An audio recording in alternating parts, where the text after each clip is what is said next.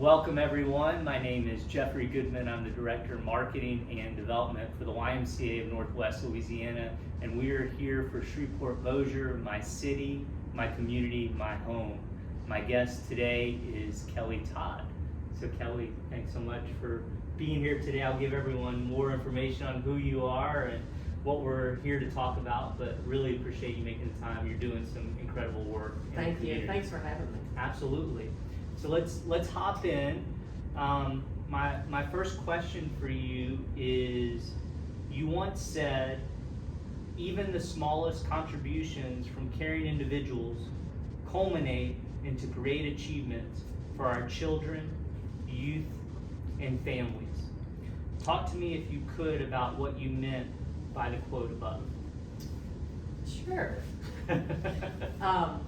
So thinking on that quote, I don't know when I said that, but it sounds really good, is our volunteers. So I began my journey with BYJ as a volunteer. I was actually teaching school at the time, and just what I got to see through volunteering was I couldn't commit all my time to it because I had a full-time job, but just the smallest time that I could commit to these kids in foster care is where I started out at. And meeting them and learning about them and seeing what their needs are and trying to find a safe, stable home for them. And knowing that I was their voice, like I was their voice in court. I made recommendations, and the judge actually ordered these things, and I was going, wow, this is like amazing that a citizen who's trained can go out and make these recommendations that really change a child's journey and history. So I think the culmination part is watching a lot of these kids that I was once their boys. I watch them now and they're thriving. Got several kids that have gone on to just do great things, college, Army, Marines, Navy, and they still keep in touch with me because for that year, 2-year period while they were in foster care, I made that difference for them and they remember it. And I just think that that's something that people don't understand. Giving a little can go a long way, and you never know when you're gonna say that one thing or do that one thing that changes a child's life or a family's life for that matter. A lot of these kids were able to be reunified with their family, and those parents, they come back and thank you for helping them get through the foster care system. So that's something that's volunteerism. You'll hear me talk about that a lot, that everyone should consider doing, because every little thing you do can make a huge difference. And tell me, for those out there who don't know a lot about the foster care system, what contributes, or what are some of the reasons that these families splinter apart or are separated, and then what brings them back together? What are some common causes for that? Probably most common would be substance abuse, unfortunately, mental health. It's not poverty. It's more like a lot of these parents, when they grew up, they weren't taught the tools to parent. Some of them, it's just they need some parenting skills, and they're just parenting like they were parented. And but most of our cases, if I want to do percentages, I would say about 40% come into care just because of substance abuse. There's drugs. The parents need to get treatment, and so they come into care. They are placed in a foster home, or we try to find a relative. That's our first goal. But probably substance abuse is probably the leading thing. A lot of neglect, not a lot of physical abuse used to be common, but now it's really not one of our top things. It's probably in the 10-15%, but a lot of things like that. So a lot of these families work their case plans and are able to get their children returned to them. Some don't, and our goal at that point is just to help them find a safe, stable, permanent home with either a relative or a good, loving foster family. And I want to jump into some background on you, because your journey it really interested me when I started to do my research on you. So I'm gonna just tell people kind of how you got to where you are a little bit. So back in 2004, I believe, you were teaching biology and coaching at Captain Shreve High School when you first began volunteering for Volunteers for Youth Justice, or VYJ as it's commonly known. A couple years later, a job at VYJ came up in the court-appointed special advocates, which also goes by CASA department, due to a chance encounter with Virginia Shehee and Virginia advising you to follow your heart. You ended up applying for the position, getting the job that included a pay cut, and changing the trajectory of your career and life. You're now into your 9th year as the Executive Director of Volunteers for Youth Justice. I think that's right. That's correct. Okay.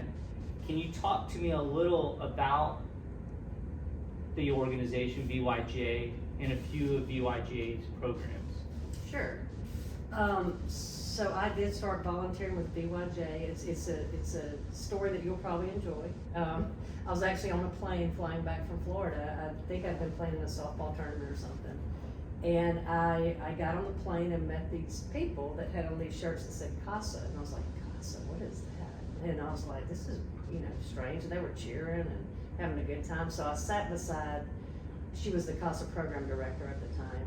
And she starts telling me all about CASA. I said, I had no idea. And I was teaching school. I didn't even know kids were in foster care. I really had no clue that people actually were in foster care unless you saw it on the news. But when I learned there was like 600 to 800 a year in our community, just in Caddo-Bossier in foster care, I said, oh, I can volunteer. So I became very interested in it. I went through the training and I just fell in love. I knew right then that, although I liked teaching. I loved that coaching aspect, but I liked teaching because still you're making a difference in kids' lives. But I fell in love with this because it was just a whole different concept of making a difference. So I became involved with VYJ, like you said, in 2004, and I just kind of progressed. I mainly stayed in CASA until 2013, and I became the executive director. But we've grown a lot. When we run 10 different programs now. So CASA's one, where we deal with kids in foster care. FINS is another big one, Families in Needs of Services. And that's where families who have children who are ungovernable, maybe running away, sneaking out, dabbling with some marijuana, they can bring, the whole family comes in and we service the whole family to try to get things resolved before the kid gets into deeper trouble. And then we have a lot of diversion intervention programs for kids who get into first time trouble, shoplifting, fighting, things like that, where we give them and their parents life skill and workshops that they have to complete so that they don't get further involved with the criminal justice system. We're trying to keep the kids out of court because everybody knows we all made mistakes when we were growing up, and sometimes people just need a chance to and tools. We also run truancy for all of Caddo Parish, which that's an animal, especially ever since the pandemic. And then we run a trauma-focused program that focuses on working with caregivers and foster parents and teaching them tools to work with kids who've come from hard places and who are traumatized, instead of, they require a little bit different type of parenting than kids who've just had everything given to them and had it easy. So we run a lot. We've grown, and it's just been an amazing experience. And what's the range of age that you guys work with?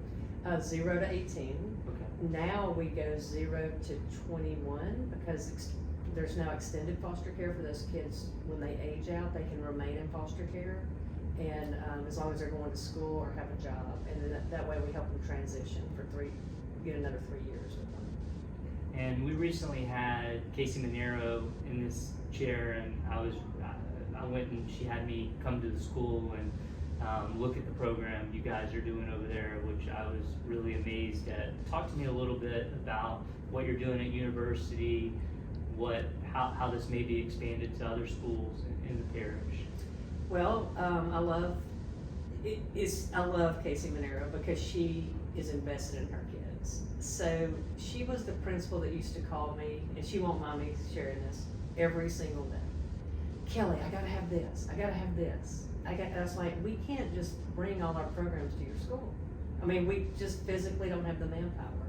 And she kept on and on. And so there was a grant that came up, and it kind of focused on bringing like a school resource center together. I said, well, let me go apply for that, and we ended up getting it. So I contacted Casey. Our staff met with their staff and we planned for the year, and it was amazing. So what we did is we put a dedicated truancy officer on campus, and that was key because she was out in the carpool with the teachers in the morning.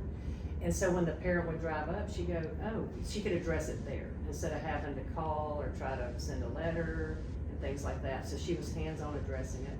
We had a hands-on TBRI facilitator, that's our trauma-based person, that so when a kid was acting out or having a meltdown, instead of them getting written up or getting a behavior referral, they could just send them to her. And we built a kind of a mini calming studio there where kids can come. It's a sensory-filled room where they can come and just get regulated and return back to class without having a big issue. And we also put our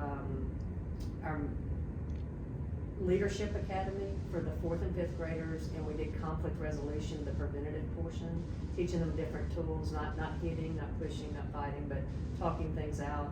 We had that out there for 3rd through 5th grader. And we also started, I mean, we weren't planning on doing a lot of things, but we started nurturing groups, reading groups. It just kind of evolved into this really great program. And are there plans to roll that out to other schools? We'd love to, but as you know, everything requires funding. Sure. So we're working on that. Okay, great. I know Casey was couldn't be happier with the results and thought it was definitely a game changer for her students and for school. Her staff and her, they just embraced it, so it made it successful. Wonderful. So, preparing for my discussion with you, I came across some background on the formation of VYJ, which reminded me of how Providence House first came about. Can you talk about the origin of Volunteers for Youth Justice, who started it, and how it came to be? I can. We were started in 1981. In late 2021, we just celebrated our 40th anniversary. And so I actually know, and still, we invited actually some of the people who were still around. So it was started by First Presbyterian Church. A group of ladies had gone to this conference, I don't remember, South Carolina or somewhere, and learned about this program for kids who got into first-time trouble, just an intervention program to keep them out of the court system. So they brought it back to First Pres. First Pres started, well, not First Pres, but members of the organization started VYJ in 1981. So, and then it started with an employee and a half, I believe, about that. And it kind of rocked along like that for a while. And then they started, in 1985, they started CASA. And then things just started to grow. And as VYJ got more involved with the court system and the DA's office, and people just started bringing programs to us to start, y'all can do this, you have these partnerships. And we don't like to say no, so we just did. So it was amazing how it started 40 years ago, and today we have 48 employees and 400 volunteers. So it's been amazing to watch it grow. Definitely a testament to what you're doing over there. Well, it's not just me, I have great staff. And you've worked and continue to work with many of the families in our community who are struggling. What are some things you could share or talk about that maybe the general public doesn't see or know about these families in crisis? You know, probably the biggest wake-up call was the pandemic. I hate to talk about COVID because it's not something that was pleasant. But at that time when we had the mandatory shutdown of our state, we didn't shut down. We stayed home, but we didn't shut down, probably similar to many nonprofits. We started calling, our focus was to call every family, specifically the ones, the truancy, the intervention, the diversion, the higher needs families. And we contacted them, and it was scary. I mean, they were scared. They shut down the schools. Nobody from the schools had called them. They were worried about how they were going to eat because they lost jobs. So I think people need to understand that your community is not your zip code. Your community is the entire community, and these communities all have something they're struggling with. One of my, and I have a lot of favorite nonprofits. One of my favorites is Common Ground in the Cedar Grove area. We partner with them all the time. They were a lot of our families did not have food, and they were a resource where we could send them for meals and take home groceries and things like that. And then we also utilized the food bank a lot. They would deliver meals to families, but probably one of the things that people don't understand is poverty, and it's real. I mean, these people, a lot of the families we deal with, they don't have resources. They can't afford, they're transient, a lot of them. They can't afford to buy a new uniform when the school color, the shirt changes because they had to move or they got evicted. These are real things that go on that I used to not comprehend either, really, because I had never experienced it to that level. But I don't think people understand poverty, and it's real, and mental health. Mental health, we see a lot with our parents, a lot of mental health, and they self-medicate by using marijuana or whatever they're using. And I think it's the stigma of taking medication or being labeled as I have a problem, that they just don't get, a lot of them don't get treatment, and then that ends up just them not taking care of their kids, and their kids wandering the street and committing crimes. I mean, it's just it's scary how bad mental health is in our community. And I mean, you're in the trenches, dealing with these areas that make a lot of us uncomfortable, or a lot of us just want to ignore or act as though they don't exist because we just don't know it. Either they feel insurmountable or they're so foreign that they're so uncomfortable. What words of wisdom could you share? How do you lean into these areas of discomfort that so many of us shy away from? Yeah, it's tough, but you just got to be real, and you got to go out there and show them you care. You can't. I don't mind going anywhere. I mean, because I'm a person, they're a person. Everyone to me is our community, but it is uncomfortable, and it's hard to comprehend sometimes the things that they're facing that we don't even think about. I just be real and go meet them. I mean, I'm not just going to drive up in the neighborhood I don't know, any zip code, and just start knocking on doors. But when there's an event, we go volunteer there. When there's anything like that, we go ask them, can we have an event here in your community at this SPAR? SPAR is really a good place to get started there, because if you show up at their community events, then you're the community.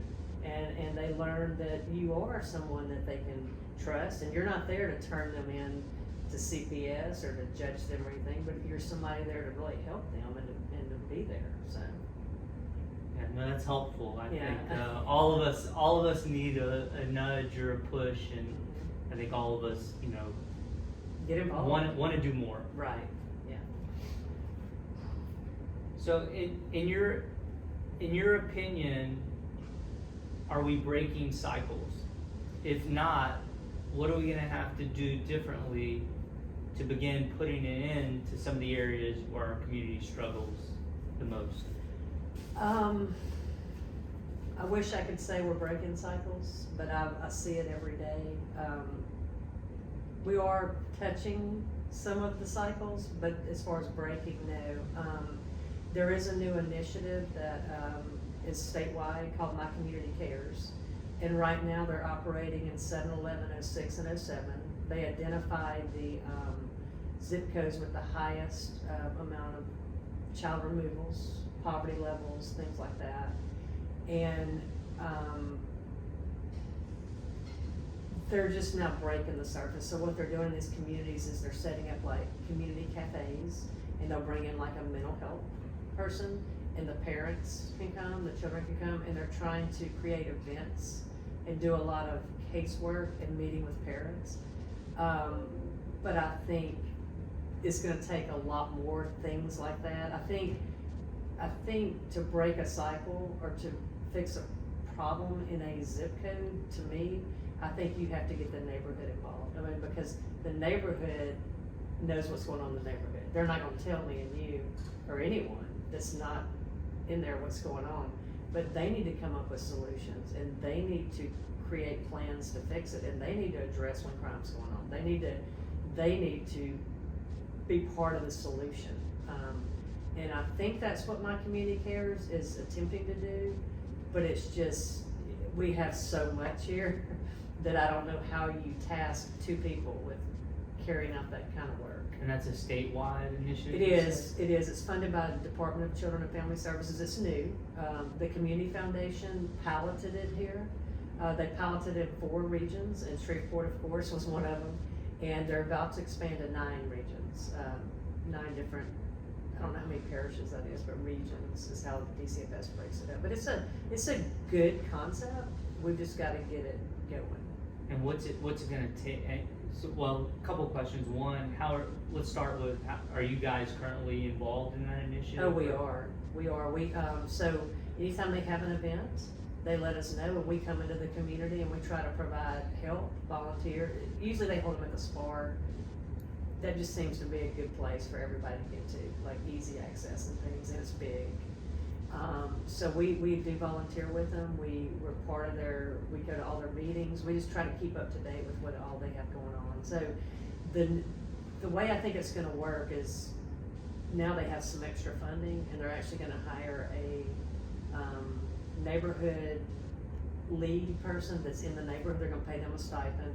They're gonna hire a case manager, a connecting coordinator that connects them to resources, and a parish head, I don't know, director or something. So now they've got some funding to put into it. I think when they first piloted it, it was just, here you go, Community Foundation, see what you can do, you know. But I think it could be successful if we can really get the right people in there. And if someone wants to get more information about that, tell me the name of the program again. My Community Cares. Okay. It's right now it's run through the Pelican Center, which is part of the Louisiana Supreme Court's Court Improvement Program. That's a lot of information, but they could actually call the Community Foundation right now to get more information. I think they're handing it off in September to another agency in town. Okay, great. And I'm down to my last question for now with you. It is, what is currently your biggest challenge at VYJ? Or in other words, what could you most use more of? Is it volunteers? Is it money? Or is it something else altogether? It's always going to be volunteers. We lost quite a few during the pandemic. Volunteering at BYJ is not volunteering 30 minutes to go clean up litter or going down to it's a commitment to a kid. So we ask a volunteer when they do volunteer to sign up for at least a year minimum, because the last thing a kid needs is someone coming in out of their life and us putting different people with them. They don't understand that.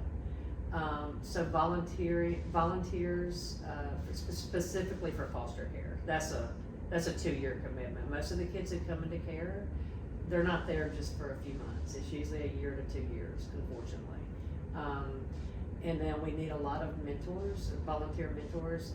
We have mentoring programs where we pair, specifically in certain schools, Huntington, Green Oaks, we pair mentors with these kids, and these mentors take them on college tours. They really expose them to things they've never had the opportunity to see. They've never left Shreveport. So just recruiting and retaining volunteers, and it's not easy to retain a volunteer, because after a year you're spent, like you're exhausted. You hate to call and say, hey, you want another case? You want to take this? You want to help this family out, but it's almost like after a year or two, they move on to something else. And I understand why, because it is very, like, you're talking 20 hours a week sometimes, depending on what's going on. And so talk to me a little bit about, so these volunteers, the ones that are signing up for a year commitment, they're not signing up to be a foster parent. No. So tell me a little bit about what their week, what does that 20 hours entail? What kind of work are they volunteering to do, and what can they expect on a weekly basis? Sure. So first of all, they have to complete 30 hours of training and pass all of the background checks. And then once they are assigned a case, they're actually paired with a staff member, a supervisor per se, who supervises volunteers. But the volunteer actually works the case. They meet with the child. They're required to meet with the child once a month, minimum. They meet with like teachers, doctors, relatives, the foster parent. They go to the family visits when the child gets to visit with their family members. They attend those. Not every single one of them. We don't expect them to go to every one, but at least once a month. And they are like investigating.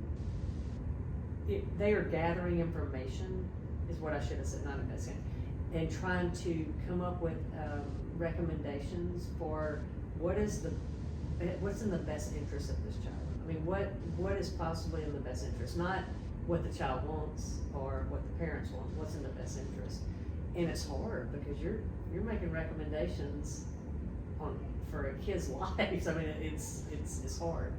But so a lot of it's visit time, a lot of it's court time. Court is usually held every 3 months. They'll have a hearing just to give updates and give statuses to the judge, and a lot of casework. And they also have to write court reports. I mean, they have to be able to write. And but they have a supervisor that guides them through the whole process. And anytime they run into an issue, they can turn to that staff member who assists them. But sometimes it's 20 hours a week. Sometimes it's 2 hours a week. It kind of depends on what level the case is at. And how do you pair the kids with the volunteer? How does that process? We let the volunteers, we give them a little background of the cases. There's plenty of cases. I mean, we'll give them the background, and we find out what they might be best at and what they really do not want to. If it's a situation that they don't find that they would do a good job, we don't even show them that. So we let them pick. And how do you build how do you find volunteers? How do you build your list or prospects?